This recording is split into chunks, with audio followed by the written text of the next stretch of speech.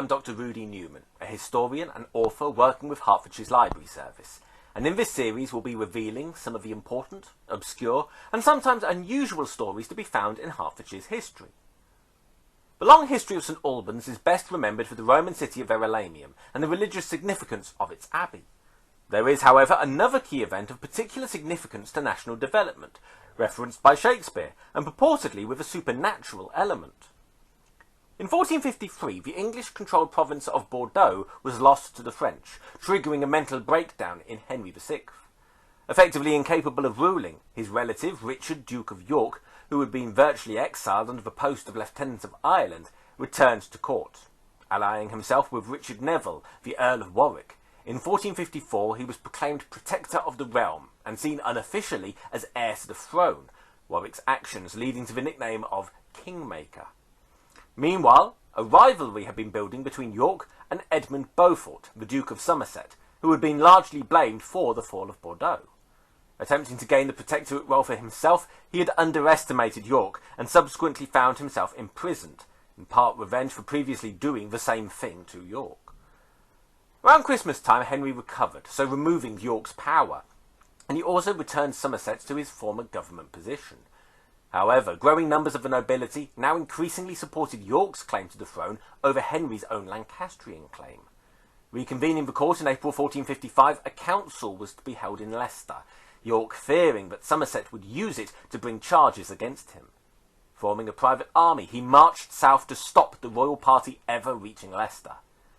Henry hoped for peaceful negotiation, and fearing Yorkist support in London, headed north for St Albans, reinforcements to meet there.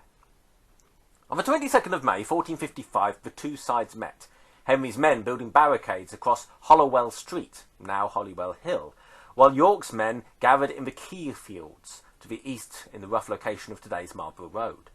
Demands were sent to Henry for Somerset's execution, which he duly refused. York decided to attack before Henry's reinforcements arrived, leading one of two simultaneous advances right to the centre of St Albans. Both attacks were repelled, but Warwick followed with 500 archers, opening fire on Henry's forces in the marketplace. Henry had no longbowmen of his own there, and with an ill-prepared force under the Duke of Buckingham, he was swiftly routed.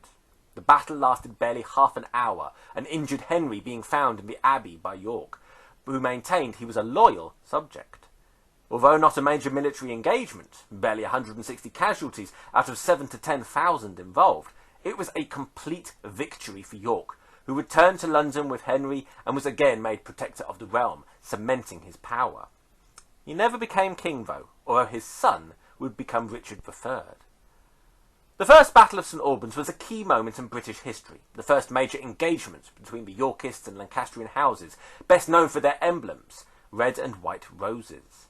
It was this battle that marked the start of the famous Wars of the Roses, the series of engagements that would ultimately lead to Henry VII and the Tudor dynasty in 1485, forever changing the country.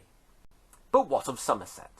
Legend says that years before, a soothsayer gave him a prophecy of his demise. He would die leaving a castle. From that day he avoided all fortifications. During the battle, Somerset took refuge in an inn on the corner of Shropshire Lane, today Victoria Street.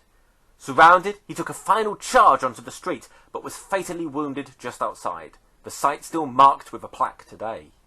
The name of the inn was the Castle.